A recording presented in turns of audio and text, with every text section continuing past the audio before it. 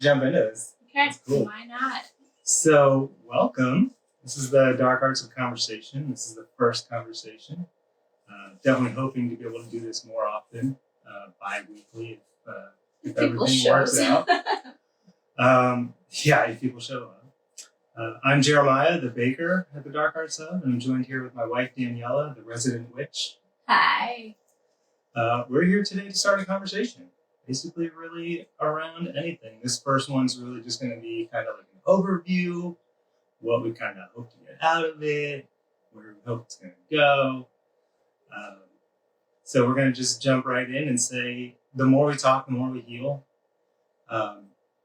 It's a big thing for us. We kind of feel like if you don't talk, it's hard to really work through anything you're dealing with. Even just like off the cuff while you're talking about it, you have to process it right then and there, just be able to even verbalize it.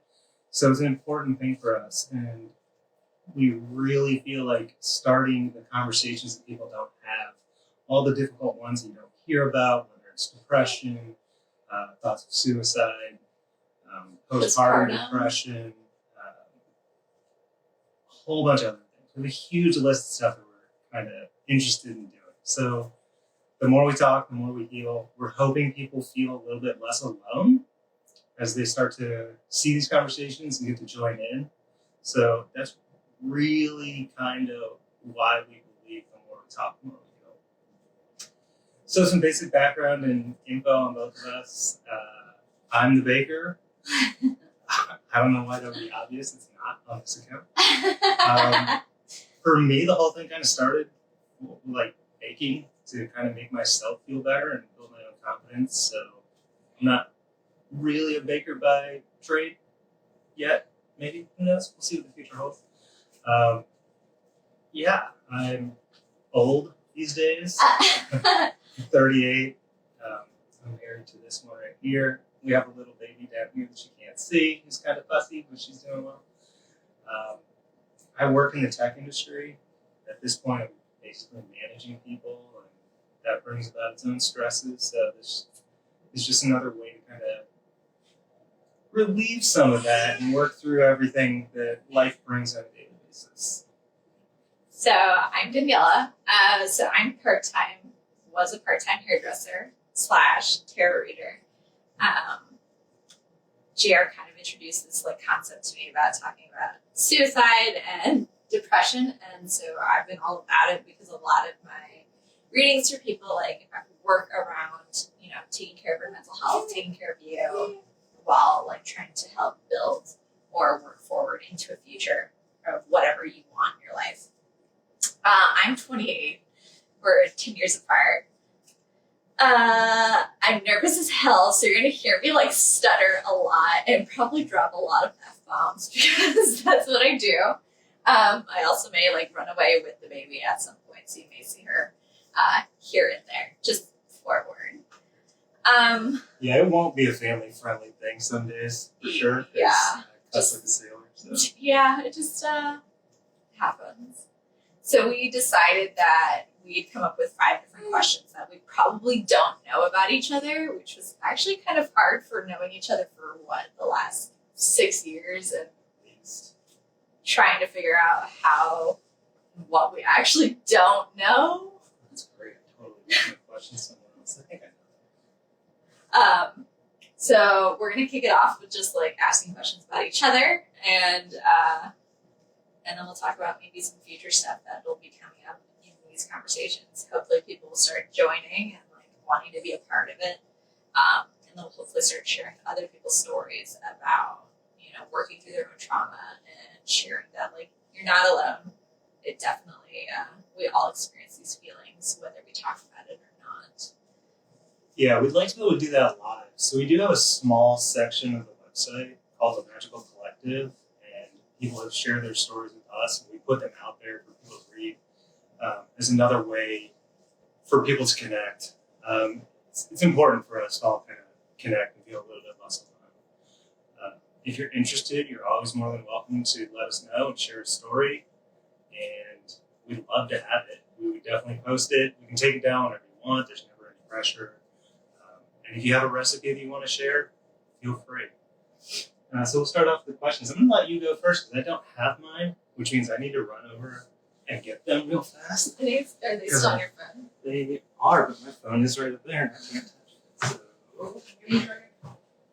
So I was all prepared and I wasn't. It's okay. Working out the tweaks. It's Cool. part of the first one. There's a lot of people who do small people. Gets us used to being in front. So, when in your life have you been the most nervous for yourself? Outside of right now, I'm actually not as nervous as I thought I was going to be. For me, it's any time that I'm like getting up in front of people and giving a presentation. That lead into that for me is such a struggle. I'm like, oh god, they're gonna hate it, they're gonna hate me, it's gonna be weird. I get super like feelings of judgment. And then the other part would be anytime I have to have a difficult conversation that I don't feel prepared for, where I'm going to make somebody feel bad. It happens at work when I have to give bad news to clients, bad news to staff. It's kind of like, oh, shit. Like, I'm nervous because I don't want them to feel bad. As somebody who's felt bad about themselves for a really long time, it's like, oh, I don't want to do that to somebody else. I'm starting to get to the idea where I understand that that's part of growth. Is having that level of uncomfort, having somebody come to you, taking in that criticism constructively. Hopefully it's delivered as such, and then growing from it. So yeah, that would definitely be what makes me super nervous. I can definitely see that as being like super nervous. I mean, I feel that way when I'm reading tarot and I have to like, oh, I gotta tell you something that I know that I should know, and I feel like this. Sorry. All right. So, what do you hope to get out of this, being these conversations that we're gonna have? I mean, if anything, I'm hoping that it's gonna better support me. Sorry, little one.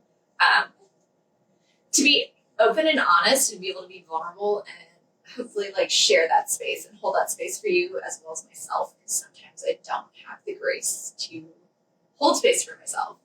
So I'm hoping this is going to help with that, but I'm hoping it's also going to encourage people to be like, okay, I can actually talk about how I feel and nobody's going to judge me, because I personally, since like postpartum,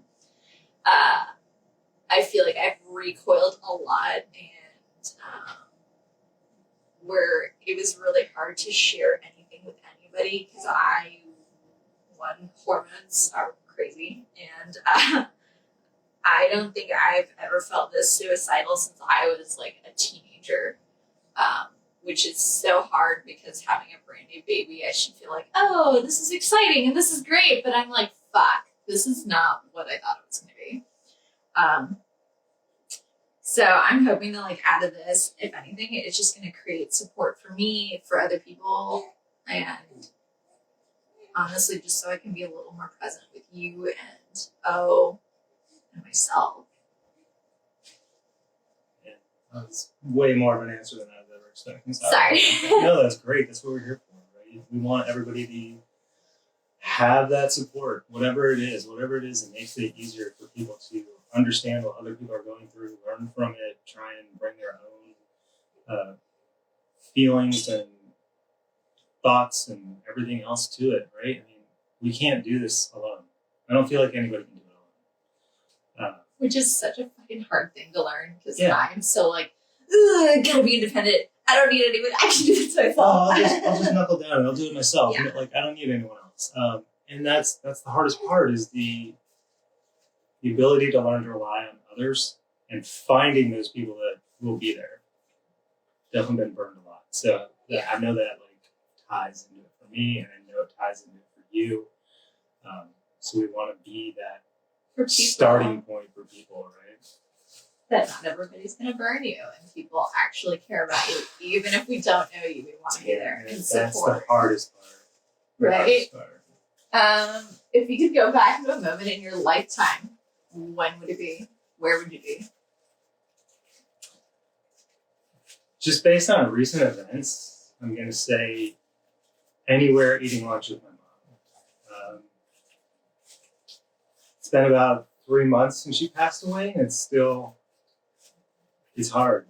Like, I thought I was prepared, and I definitely wasn't. So really, the ability to just go back and sit and have lunch with her again, like we used to, just go out. I mean, COVID really killed that for both of us for the last like year and a half. So I'd love to just go back there and sit with her, and if I could right now, like show her pictures of her granddaughter because she only got to see her once. So yeah, that's what I would do now. In all honesty, Rip my heart out. Why don't you? if we're gonna do it, let's just get into it today, right now, right? Rip the Band-Aid off. Yeah. So yeah, that's what we're doing. I don't know if we've said it yet. I definitely called you the resident witch. You've mentioned tarot and magic, but I know the tarot and magic are like a pretty decent part of your background and really a portion of your identity. So how do you take tarot and magic to people to help them when you're doing readings or rituals? Like, what does that look like? How do you take that to them, and what do you think they get out of it? So, little background. I am a psychic. I am a medium. That's just been part of my identity since I've been 13. Like, I was born into a family who is very much like tarot related, very much into, we believe in like witchcraft and all this stuff for one. So like, know that, and I'm also Catholic. So like, there's like a whole big like pot of mixture on top of that. Which when people hear that, they're like, what the fuck? You're Catholic and there's witchcraft and tarot. Aren't those like contradicting things? So I'm hoping like when I'm reading for people, my biggest thing is like the first thing I'll do is ground somebody. Like have them take a minute, breathe, process about what they're doing, what's going on, because like there's a lot of nerves happening. I'm also super, super empathetic to the point of like, if your shoulder hurts, my shoulder hurts. Like it's bad. Like it's uncomfortable. I'm still learning boundaries. Especially because like it's really hard with the baby. So like for me, what that looks like in a process is I take time to help somebody ground, come back to their body. Let's take a minute, like let's collect ourselves. And then I'll start pulling cards, and I don't ask anybody anything the first round. Like I pull out, I tell everybody what I see, or that person, what I see, what I'm feeling, what situations are coming up. And then from there, they tell me whether any of that hit home or clicked or any of that. I don't like to let people just ask a question and go, because I feel like there's just, I don't know. I feel like that's just so like 25-cent machine. Like, oh, there's a little ring coming out. I already know which one is coming. Like, I want people to be surprised or know that I can see them. Like, I can see you. I can feel you. Let me be here for you. Let me support you. You don't know me, and that's okay. But let me hold you for a little bit. Let me just like, sorry, baby sneeze. Like, let me openly like just love on you and take care of you for a minute. So readings very much are, most of them end up going more towards like, all right, how are you feeling mentally? How can I support you? How can we go through and like rework this so you can take back your own power and like redirect that into how you show up in your own life? And then rituals, like I work with a lot of different spirits. I work with a lot of different gods, and energies in all honesty. And I grew up, praying like crazy, making offerings, and working together and making pacts. And those have bigly supported in how I work, because a lot of the time it's directing people's energy and helping, like, I'm a firm believer, sometimes you lose energy, like bringing back the energy back in your body. So whatever I do, it's to best support whoever is in my chair, whoever is there in that space, in all honesty. I don't know if that answers your question without like going into depth of irritable or whatever the case is. No, that's what I'm looking for, right? Like, how are you helping other people? And I think that's kind of what we all want to do. I think that's why we're here.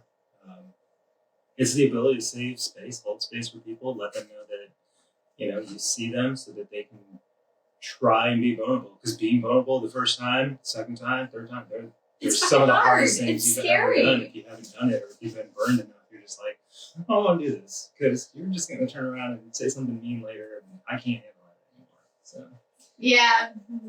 Way too much. been there, done that, a lot of that. So I guess we'll move on to the next question. yeah, it's your turn.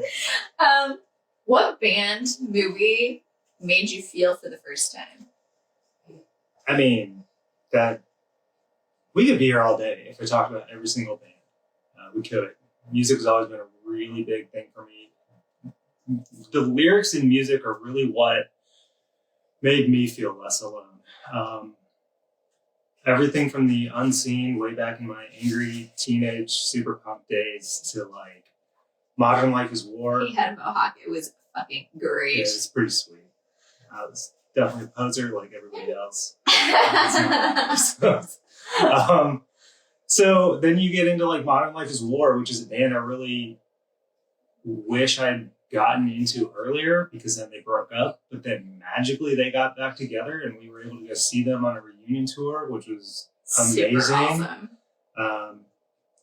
They Before talk, COVID. Yeah, they kind of, in Denver, they kind of talk a little bit about being like lonely, but honestly, the biggest band that I would say that's had the biggest impact on me in terms of being able to feel and talk and everything else is really kind of the band that started, I don't want to say this project, but really kind of helped start this project for me. They're broken up. They were called Casey. It's a band out of the UK. The lead singer struggled with depression for a really long time, but he was able to verbalize it. And as their albums go through, you can kind of see what he went through, how he feels about it, what he did to cope with it. He talks about being on medication. He talks about depression and like being locked away in a dark room for a while, just not wanting to talk to people. But the other thing he's able to do is talk about how his depression impacted others. He's able to talk about how it impacted his mom, how he was sorry for the way that would make her feel. I hid that from my mom forever, really. And now that she's not here, I don't know that she knew, to the extent of really how depressed I was. So yeah, Casey, man, I mean, I can't say enough about that. I actually like the starting of that. One of their lyrics is, and of course I just haven't forgotten completely what I say. That's of course how things happen, especially like when you're in front of a camera. Yeah. Learning how to speak gave me the strength to carry on. And that really resonated. I can really feel that. That's kind of why we have the more we talk, the more we heal. I held it all in for so long. Hearing somebody else be able to talk about it and actually talk about it, even if it's just in a song, was enough for me to really help me move forward. So this is, for me, is kind of my way to pay my mom back and pay them back, even though they'll never know. They broke up literally like right when I was getting into them, which is sad. They were really into mental health. Their last show that they played in the US was in Chicago, and all the proceeds went to a mental health organization based out of Chicago, which really helped me start my journey. So I thought that was really, really powerful, and I think that was great. So yeah, Casey, just a band out of the UK. If you get the opportunity, check them out. Even if they're not your kind of music, at least lyrically, maybe they'll resonate. I don't like that demo. What is something difficult that you deal with every day? What is that one thing that just like nags at you every day? Fuck. It could be now, it could be just constantly, but like, what is that thing?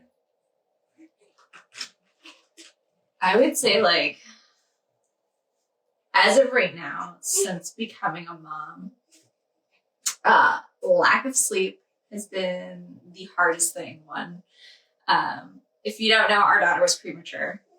So the beginning till now has been like the roughest shit I've ever experienced. And because of that, like my biggest struggle day to day is honestly not getting enough sleep. And because of that, it makes me like think about suicide. Like that, I will be crying or stressed out, and I can take that on like nobody's business. One, like there's mother's intuition, like you just feel it, you understand it, and like not being able to do anything for her when she gets so inconsolable, like I can feel the pain in my body, and I get to the point of like I just want to die right now, and not in a just like I'm like fantasizing about it, and that is such a shitty thing to say openly and think about. That like becoming a mom, I'm fantasizing about suicide, it's not, but and like that's why we're it's here. so Because nobody talks about that. it's so fucking hard. Like there are just days where I just don't want to fucking exist because a lot of it is I didn't get enough sleep and I can't console somebody that so badly needs me, and I don't know how to cope with it some days. Yeah, she's right down here, by the way. So that's Yeah, yeah. If you see me like looking down a lot and playing, it's we're just trying to keep her entertained enough. But, I mean, to the point, that's why we're here. Like, we're going to do a whole conversation around postpartum depression because we don't think it gets talked about enough. It like, really doesn't. Hey, postpartum is a thing, but like, what does that mean? Like, what do you experience? How do you handle it? How can you move forward with it? And are you the only person? Because I'm positive that there's probably days where you feel like you're the only person on the planet that has postpartum depression. Holy crap! Yeah. Or as bad as you have it. And I know I can't say that, yeah, you have it worse than somebody else. And I can't speak for anyone else's experience. But if we could get you in contact with somebody else or someone else can see this and be like, oh shit, I am not alone. Like somebody else is feeling it. Somebody else is dealing with it. Like that's really just what we want to do. So you're not alone. I know. You're not the only one, despite the fact that There's some days, yeah. and some days I'm positive it feels that way. Holy shit, yeah. It's I mean, when I talk to other moms and stuff like that, whoa, that's a weird sentence to say. Sorry, I'm still like getting a grasp that I'm a mother most days because I'm like, oh, that's right. And you know, I think that's. I'll talk to them. They're like, I didn't expect this so hard, like to be so hard. And I think a lot of it is like Instagram and like anything online. People post all the beauty and like pregnancy, but they don't talk about like your hormones. They don't talk about the anxiety that comes after having a kid. They don't talk about the depression or the way your body doesn't bounce back the same, or like anything sexually. Like that just like is all out the window. Like courses will talk about, oh, you might have like the baby blues and this is what this is. I fucking hate the baby blues. Like, if you've never been depressed, calling something like the baby blues is kind of like a bit of a fuck you, personally. But no, and I totally agree because I'm like, it like sugarcoats it. yes. And had somebody been like, hey dude, like your hormones are gonna skyrocket, you may get like so low, like prepare, like I would have much appreciated that a little bit. And I understand not everybody goes through it, but like I thought I was prepared. No, like I don't think I have felt like this, like I said, since I was in like high school. And so if we can prepare somebody else even a little bit, I think that's going to be beneficial. I think that's kind of what we're hoping to be able to do. And we're not going to do we're getting a little off topic, but we're not going to do this ourselves. Part of the plan is because there's thousands of experiences we've never had or never will have. And so we're going to try and find people that had them, bring them in, have them join, and have them be like the lead of the conversation. So if we ever like post a topic and you're like, oh, that sounds super awesome, I'd love to be a part of that, reach out, let us know. Yeah, we would love to host you. It, yeah. However we can do it, we'll figure it out, whether it stays on Instagram, whether it goes to something else like Zoom or Twitch or whatever is the easiest for everybody. We'll figure it out and we'll make it happen because I think that's the point.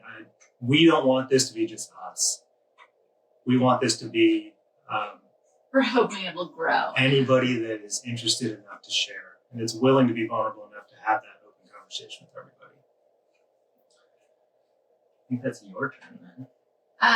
So what really triggered starting the Dark Arts Hub for you? Like, I know when you started it, but like what was that, I really want to do this kind of thing for you in the beginning? Like, I can remember you sitting on the couch, like building the website, but I don't think I ever really asked like what triggered all of this for you to start doing it.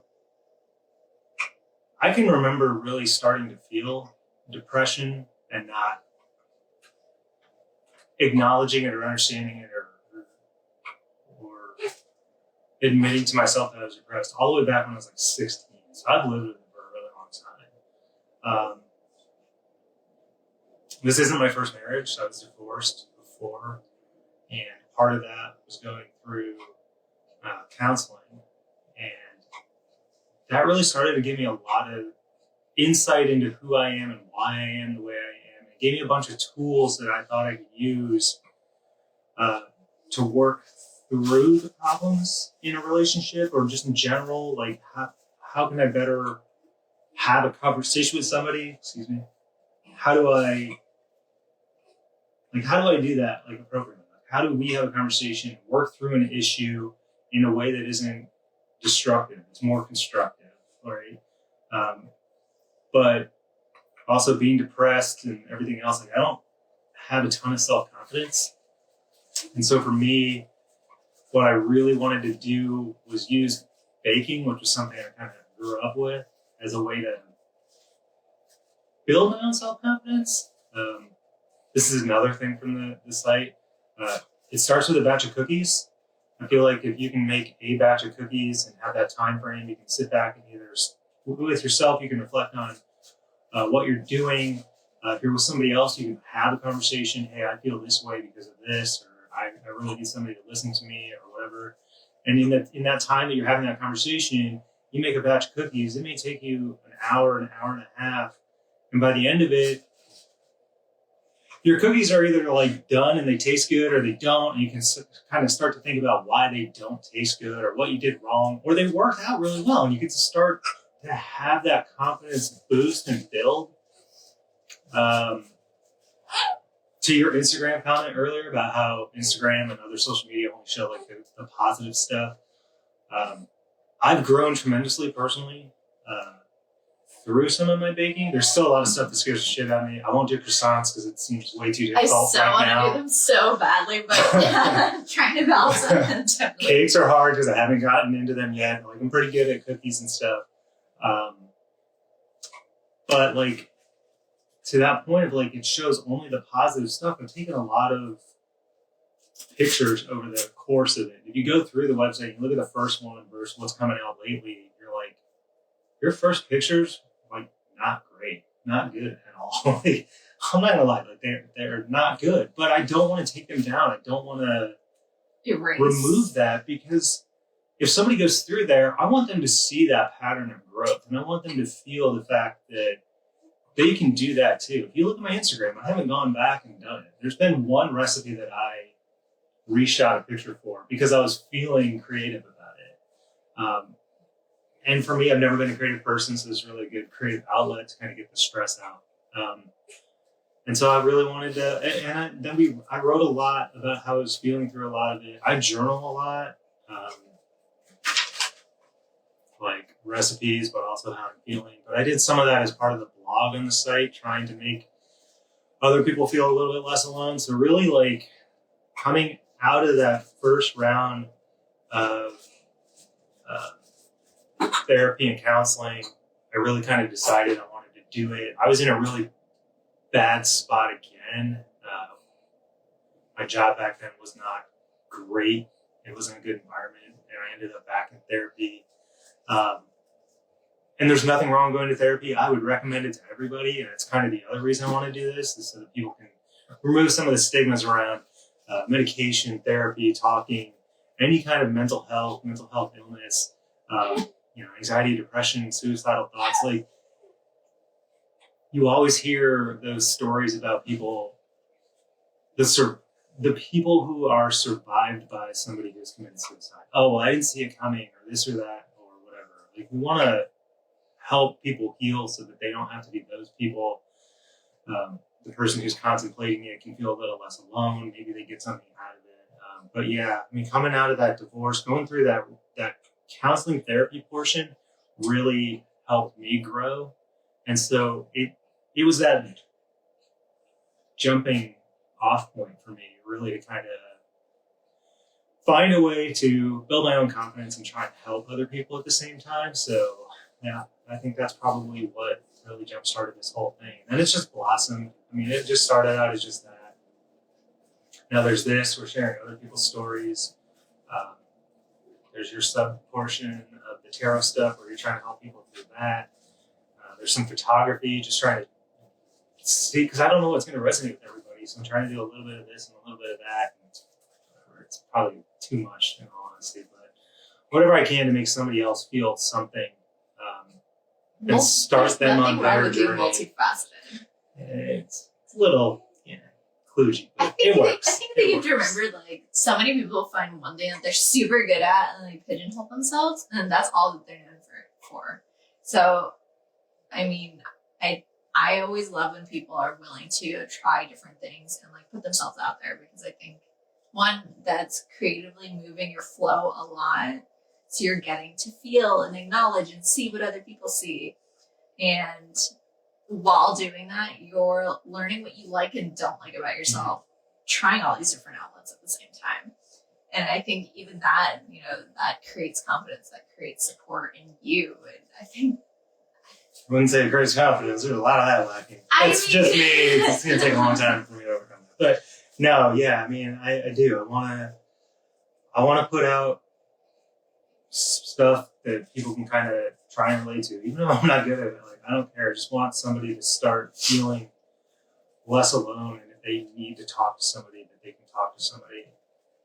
That's the biggest thing that I feel helped me back, was my inability to tell somebody how I was feeling. So yeah, I mean, a really long way to answer your question. what's the big wrong with that? So we have like 2 more, which is good because we're actually pretty well on track. Cool. Who or what kept you alive in your darkest days? Shit. Who or what? Could be both.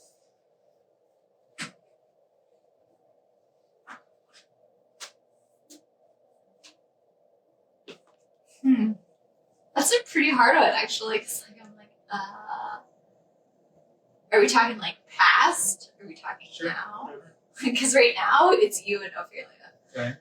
But like past wise, like in moments like that,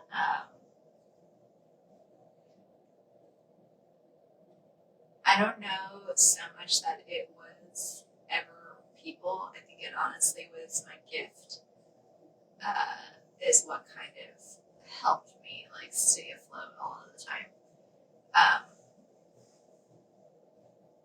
As weird as that sounds, my family didn't really know that I was depressed or that I had attempted suicide, or that, like, for you guys that don't know, I had a really bad drug problem for a very long time. I'm almost 8 years sober in a couple of weeks.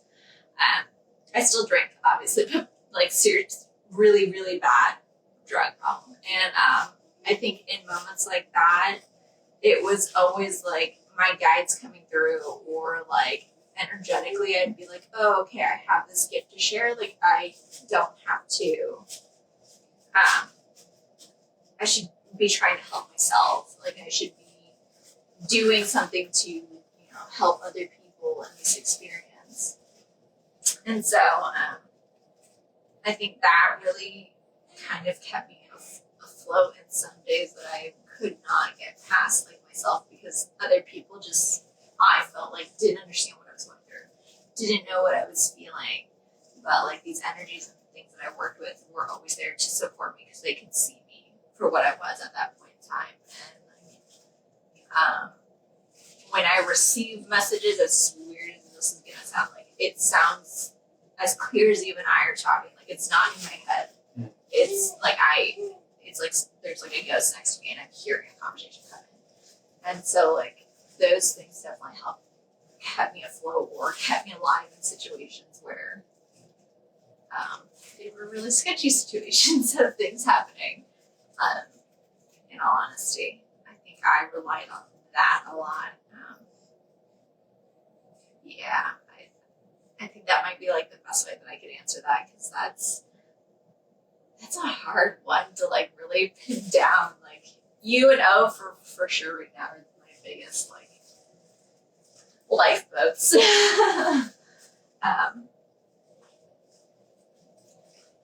Yeah, I love my family, but they were always like, "It's fine. You're okay. You gotta get going. Like you gotta move. You gotta do this, and you'll be fine." Like there was a lot of like, Just it's be happy. okay to cry, but like you're crying too much. Like get moving on, and like that was really hard for me. Like it was hard for my family to understand what I was going through at the time. So like I relied a lot on myself, and like I want to say I relied on friends, but I didn't really have a good friend support system. I knew a lot of people, I talked to a lot of people, but whenever I would go support people or when I needed that support, people didn't know how to support me the way that I needed it. It always turned into me taking care of them instead. And it's always been that way. It sucks sometimes because it's like, I now understand that people just don't know how to help me unless I tell them how I need it. And that kind of sucks. Because I expect so much more from people. But I think it's also just like, we're all in different places with different needs at different times, and you gotta pick and choose what comes first. Mhm. So yeah, that's a roundabout way to answer that, I think. I think you got it. You touched on everything. So my last one for you is, if you could be known for any recipe you've done for the rest of your life, what would it be?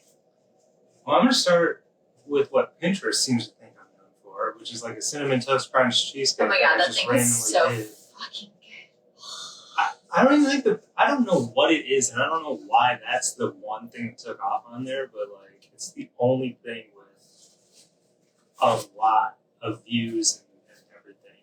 It's good. Sure, it's good. It's not something that I would have thought would have been like this big, huge thing.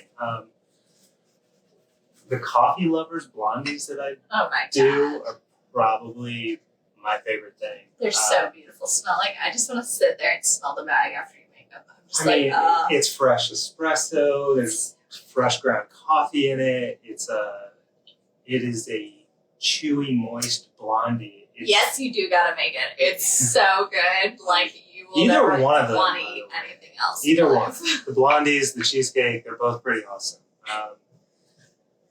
I think the blondies they're super easy to do too. If you don't make your own espresso, like if you have a really favorite coffee place, like the coffee that I put in it, if I'm making the espresso and the coffee, are from a local place that we go to a lot. And so you get that hometown feel. We were up in New York a few months ago, and I just went into, I think it was the Black Flamingo, Yeah. and they had really great espresso, so I took their espresso and made them with it. So like, obviously with those, if you use a crap coffee, you're gonna get crap blondies. I'm not gonna lie. Like, there's no way around it because it's such a big part of the flavor in there. But there's milk chocolate in there that also do. They're super easy. They're so good. Jeremiah had to give me like a crash course. I was like, what's the difference between brownies and blondies? Because I'm like, they're both like a brownie. It's like a vanilla brownie. There's no real chocolate in it. It's not chocolate based. It's more of a vanilla. They're super good. Like, I was really surprised. So I would say that's gotta be it. That might just be like my disgusting love for coffee that I ended up having to put on my arm. So yeah, probably that one for sure. It's not what we've made the most of, but if I had to say this is me, yeah, it's definitely the coffee lovers blondies. I like that. That's a very unique one too. Now I don't like my last question or anything. Fine, just ask. Man, fine. So You're gonna change. I'm not. I grew up, and like having a hero was a big thing. But personally, for me, the more I grew, I started to pull away from that. So, do you have a hero? And if so, who or what is your hero? Okay. So I'm going to answer this a little, probably differently than you're expecting. I don't really like to say that I have a hero because I feel like that idolizes somebody for what they've done in that moment. And like people can't see past everybody has a heroic moment. Every person. We've all had one in our lives or constantly we've made a moment. Like that's the possibility, the growth, the change.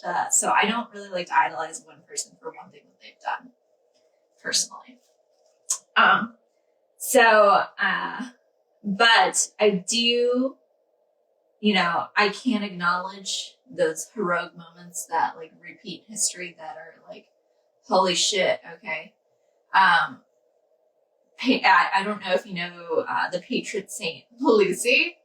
She is the patron saint of the blind and the homeless. And so the story goes that she believed so much like in God and was like so like based to her Christian religion that her suitor, who was pagan, did not appreciate that. And so he told the Roman authorities on her. And so they sent her to go live in like a prostitution house to be raped. And because of that, like they went to go like escort her out of her own home. And they said that she weighed so much. She was a very petite woman that they could not remove her from her house. And so from there, they threatened to burn her alive. And so they tried to set the house on fire. Like she and the house would not catch on fire. And so the following night, it said that she, so that they wouldn't take her, that she gouged her own eyeballs out and left them on a plate for her suitor. Now some say that like she made sure it like made its way to him because he loved her eyes, but other people say that she took out her own eyeballs because who would want anybody who didn't have any eyes? Like there would be no way. And so like talk about hardcore, like Jeez. You believe in what you believe in, that you're willing to give up something of yourself so that nobody else can take it from you.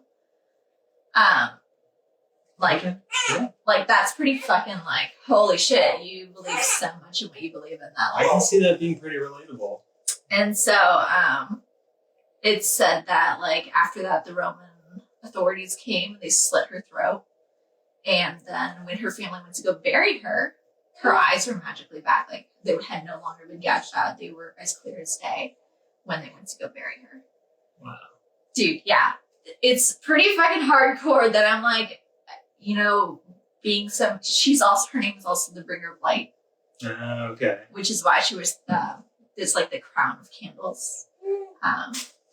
It's a really big like story that I grew up on. She's also somebody I work with in rituals that I appreciate.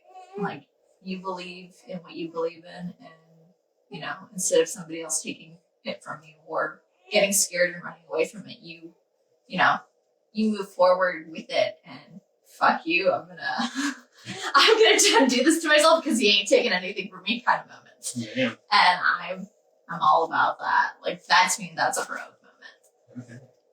Okay. That's a pretty brutal, straightforward answer. Nice. Yeah, I mean, that's cool. That's who I am. We're talking about. So yeah, I feel like that went by pretty fast. I mean, it did. We're getting close to the end. So we do want to talk about some of the ideas we have for future topics. And then we'll kind of open this up a little bit. Hopefully, I think. I don't really know how that works. I'm going to let you know on that part of it. So we've got concepts around postpartum depression, obviously, depression. Imposter syndrome. Imposter syndrome is probably going to be what we do next. Like, why do you not feel good enough to do whatever? What are your experiences? How can you get through it? And so if you have some, think about them and join the conversation when we do that. Share your experiences, please. We'd love it. We'd appreciate it. We're going to be doing dealing with the loss of a parent, being a caregiver, and how you can support a caregiver, because my dad took care of my mom for the last 8 months of her life, and watching him go through that and seeing the impact that that's had on him is super difficult. So, and then all of that entire cancer journey, nobody talked about it, right? They just say cancer sucks. Yeah, it does, but like, what's the impact outside of the person with cancer, and then how do you work through a lot of that? So we'll be having a lot of that. What's it like to be on medication? What's it like to go to therapy? TBI, like traumatic brain injury, stuff that can impact your own physical health, but then that also impacts your own mental health. That's one we're actually looking to pull one of our close friends in. She had a pretty big TBI. And so I'd love for her to come in, sit down, and just run with it, right? This is my experience. These are the things I look for. This is kind of what it's like to live with it. So those are some of the ideas. Yeah. And then we'll just keep going with it. And we're always open to suggestions for anybody out there that's got some. We can do some research. We can bring anybody into the conversation that wants to be it. If you want to run it, feel free to let us know and join up.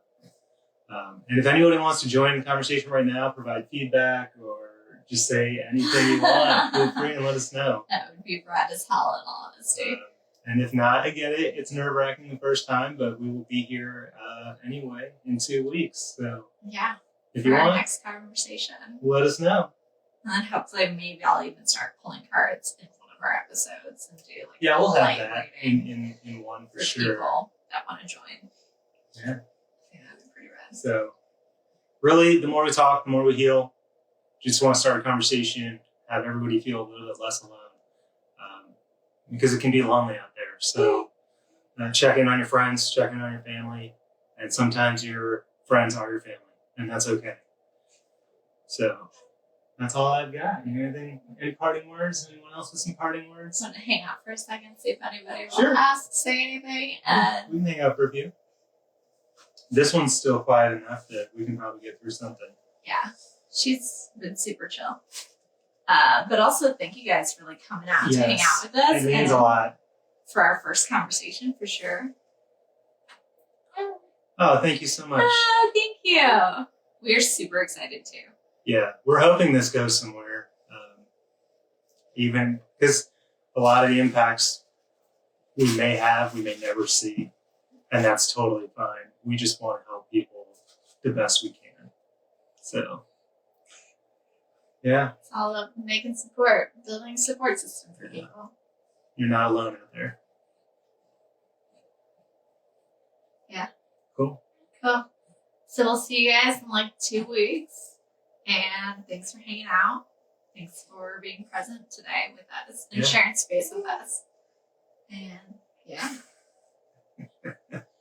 Yeah, that's a small portion of everything. Oh my gosh, this is my small little nook. I've got my pineapple plant struggling. This guy back here is naked as all get out. Yeah, it's dying hard. Shh. I overwater them. He's the plant lover. Right. I just bring them home.